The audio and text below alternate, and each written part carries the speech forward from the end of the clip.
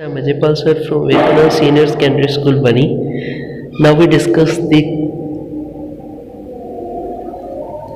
NCERT exercise question of the class 10th. Okay, chapter 12th, that is the विद्युत. आज हम क्या करेंगे, कक्षा 10वीं के चैप्टर 12वें के NCERT अभ्यास के क्वेश्चन आंसर डिस्कशन करेंगे. ओके, तो let's start this first question. प्रतिरोध R के किसी तार के टुकड़े को 5 बराबर भागों में काटा जाता है. कोई भी वायर है जिसका प्रतिरोध क्या है, R है, उसको 5 बराबर भागों में बांटा जाता है. इन टुकड़ों को फिर पार्श्व क्रम में संयोजित कर देते हैं. यदि संयोजन का तुल्य प्रतिरोध R डैश है तो R बाय में R डैश का अनुपात मान क्या होगा. तो ये देखो, इसमें आपने क्या किया, एक कोई भी वायर थी उसको 5 बराबर हिस्सों के अंदर बांट दिया. 1 2 3 4 और 5. ओके, 5 भागों में काट दिया. अब उस जो वायर का प्रतिरोध था वो R था. ओके, अब 5 भागों में बराबर काटा है तो एक का प्रतिरोध कितना हो जाएगा, R बाय में 5 हो जाएगा. इस तरीके से 5 है. और उन्होंने बोला ये पांचों को काटने के बाद क्या किया, इनको काटने के बाद पांचों को काटने के बाद क्या किया गया, जैसे मैंने अभी बताया था आपको. ये मान लो आपके पास वायर है, 1 2 3 4 पांचों को काट दिया. ओके, और काटने के बाद इनको जैसे टोटल का R था, एक का R बाय में 5 हो गया. इनको काटने के बाद कैसे लगा दिया, पार्श्व क्रम में. पार्श्व क्रम आपको पता है कैसे होता है, पार्श्व क्रम बताता हूँ मैं आपको. जैसे मान लो एक यहाँ पे लगा दी, ठीक है, दूसरी ये ऐसे लगा दी, एक ऐसे लगा दी, दूसरी ऐसे लगा दी, तीसरी ऐसे, ऐसे चौथी, पांचवी ऐसे.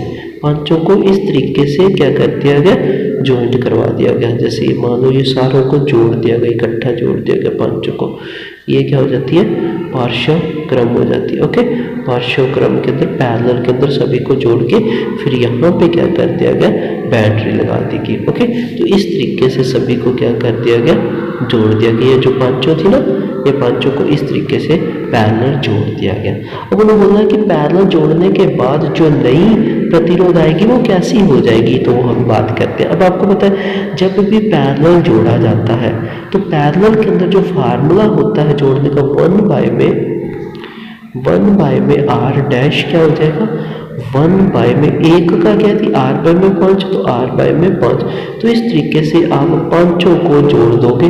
इस तरीके से 1 आगे भी दोस्ती आ जाएगी, 1 बाय में R बाय में 5, फिर आगे आ जाएगी. इन सभी को आप सोल्व करोगे तो आपके पास ये देखो 1 by R dash is equal to क्या आ जाएगा, 1 बाय R डैश 5 बाय में R प्लस 5 बाय में R, क्योंकि उल्टा हो जाएगा ना. तो आपके पास 1 बाय R डैश की जो टोटल वैल्यू है वो 25 बाय में R आ जाएगी. और R डैश की वैल्यू इससे उल्टा हो जाएगी, R बाय में 25 हो जाएगी. और आपने तो ये क्या करना है, रेशो निकालना है. तो इसको R को इधर लेके आओगे इसके डिवाइड में, तो जो रेशो आएगा वो 1:25 आ जाएगा. ओके, 25 जो आपका आंसर रहेगा वो बिल्कुल करेक्ट रहेगा. ओके, तो I hope you understand this concept. आपको ये क्वेश्चन समझा गया होगा. नेक्स्ट क्वेश्चन डिस्कशन करते हैं. निम्नलिखित में से कौन सा पद विद्युत परिपथ में विद्युत शक्ति को निरूपित नहीं करता. आपको ये फार्मूला पता होना चाहिए. शक्ति के कौन कौन से फार्मूले होते हैं. ओके, P का फार्मूला, सबसे फर्स्ट जो फार्मूला P का, P = VI है. ये आपने हमेशा याद रखा. क्या VI है, यस बिल्कुल सही है, ये हो सकता है. ओके, अब V जो होता है वो आपको पता है क्या होता है, V की जो फार्मूला वो IR भी होता है. तो इसकी जगह IR पुट करो. अब अगर आप P = VI है, V की जगह IR पुट करते हो तो IR multiply I square R हो गया. I स्क्वायर R है, फर्स्ट है, बिल्कुल सही हो गया. ठीक है, ये भी हो गया. अब आपको पता है P की जगह I की वैल्यू भी पुट कर सकते हैं. अगर P की जगह I की वैल्यू पुट करते हैं, P = V, I की वैल्यू क्या होती है, V बाय में R, तो V बाय में R, V स्क्वायर बाय में R हो जाएगा. V स्क्वायर बाय में R है, यस ये भी है. मतलब ये जो आंसर आपका नहीं है तो ये हमारा आंसर हो जाएगा. नेक्स्ट क्वेश्चन है, किसी विद्युत बल्ब का अनुमंतांक कितना दे रखा है. ओके, 220 वोल्ट दे रखा है। ओके, तो और आपके पास पावर कितनी दे रखी है उसकी, 100 वाट दे रखी है। जब इसे 110 वोल्ट पर प्रचालित करते हैं तब इसके द्वारा उपभोक्त शक्ति कितनी होगी, शक्ति निकालनी है। पी का फार्मूला आपको अभी याद करके आए, वी स्क्वायर में आर। क्यों वी स्क्वायर आर ही क्यों लगाया, क्योंकि आपके पास यहाँ पे जो चीज़ दे रखी है वो क्या क्या दे रखी है आपके पास, ये देखो 110 वोल्ट दे रखे हैं। ओके, तो आपके पास P is equal to V square by में आर आप पुट करोगे। ओके, तो वी स्क्वायर आर पुट करोगे, आपने क्या निकालना है यहाँ पे, आर निकालना है। आर क्या हो जाएगा, पहले में से आर निकाल के दूसरे के आर में यूज करोगे आप। ओके, ये मेरी बात याद रखना, पहले इस वाले से आर निकालोगे, इस वाले से, ये वाला फार्मूला ना, इसके अंदर आपके पास पावर भी है और वोल्टेज भी, आर निकल जाएगी। वी बाय में यहाँ पे हमने आर लिखा है, यहाँ पे पी आ जाएगा। ओके, तो वी स्क्वायर की वैल्यू, वी क्या है 220, 220 का क्या आ जाएगा स्क्वायर हो जाएगा, बाय में क्या आ जाएगा यहाँ पे पी की वैल्यू क्या 100। ओके, पी की वैल्यू 100 आ जाएगी। देखो नेक्स्ट, और यहाँ पे हमारे पास रेजिस्टेंस कितनी आ गई, रेजिस्टेंस यहाँ पे हमारी आ जाएगी 484 ओम आ जाएगी। ओके, अब यहाँ पे रेजिस्टेंस आ गई, अब वही वायर है तो रेजिस्टेंस सेम रहेगी। तो नेक्स्ट के अंदर हमें सिर्फ वी दे रखा, आर नहीं दे रखा, आर यही यहाँ पे यूज हो जाएगी। पी का जो फार्मूला बनेगा, वी स्क्वायर आपको पता है 110 का स्क्वायर हो जाएगा, बाय में आर 484 हो जाएगी, आपके पास आंसर जो आएगा 25 वाट आ जाएगा, पावर आ जाएगी। ओके, तो ये आप क्वेश्चन आराम से कर सकते हो डिस्कशन। ओके, नेक्स्ट है दो चालक तार जिनके पदार्थ लंबाई और व्यास समान है किसी विद्युत परिपथ में पहले श्रेणी क्रम में फिर पार्श्व क्रम में संयोजित किए जाते हैं। श्रेणी क्रम और पार्श्व क्रम में उत्पन्न ऊष्माओं का अनुपात, ऊष्मा का अनुपात आपने इसमें बताना है। ओके, तो पहले उन्होंने किस में जोड़ा, पार्श्व क्रम में। पार्श्व क्रम में आपको पता है कैसे जुड़ते हैं, इस तरीके से डिवाइड में। ओके, और श्रेणी क्रम में कैसे जुड़ते हैं, इस तरीके से। अब जब पार्श्व क्रम में जोड़ा तो टोटल रेजिस्टेंस कितनी आई, आर बाय में 2 आई, और श्रेणी क्रम के अंदर आई 2R आई, क्योंकि श्रेणी क्रम में रेजिस्टेंस ज़्यादा होती है।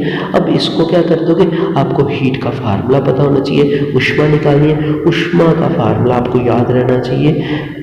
ऊष्मा का फार्मूला होता है आई स्क्वायर आर टी, बट यहाँ पे हम जो यूज करेंगे उसकी वी स्क्वायर, यहाँ पे हम और फार्मूला भी ले सकते हैं। ओके, ऊष्मा का एक और दूसरा, इसी को कन्वर्ट किया, ऊष्मा का फार्मूला वी स्क्वायर बाय में आर टी भी होता है, ये भी होता है, ये भी याद रखना। ओके, तो इसमें से कौन सा भी फार्मूला आप लेके चल सकते हो, क्योंकि बाकी टर्म्स तो कैंसिल आउट ही हो जाएंगी ना। तो आप क्या करोगे, दोनों को डिवाइड करोगे, सीरीज के अंदर ऊष्मा बाय में पैरेलल के अंदर ऊष्मा, दोनों का वैल्यू पुट करोगे दोनों के अंदर, तो आपके पास जो आंसर आएगा दैट इज इसके अकॉर्डिंग, ये देखो उसमें एच आपको क्या दे रखा है, सबसे पहले किसके अंदर, श्रेणी क्रम के अंदर वी स्क्वायर बाय में आर एस टी, और पी पार्श्व क्रम में V square R P by में टी। तो ये बाकी चीज़ें कट जाएंगी, आर पी बाय में आर एस आ जाएगा।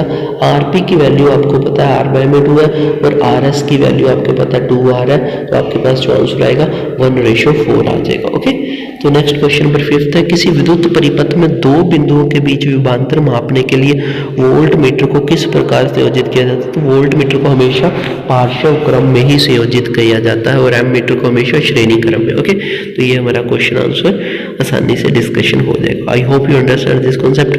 और अगर किसी को कोई इस क्वेश्चन के अंदर कोई न्यूमेरिकल में प्रॉब्लम्स है तो रेगुलर स्कूल आना शुरू करें, स्कूल आने पे आपको इसको अच्छी तरह रिपीट करवा के समझा दिया जाएगा डिटेल के अंदर। ओके, तो आई होप यू अंडरस्टैंड, आप समझे होंगे और रेगुलर स्कूल आना शुरू करेंगे, क्योंकि अब आपका स्कूल के अंदर कंटिन्यू सिलेबस जो है वो चल रहा है, बाद में वो सिलेबस रिपीट नहीं करवाया जाएगा, इसलिए स्कूल आना शुरू कर दें। ओके, तो take care, stay home, stay safe, bye.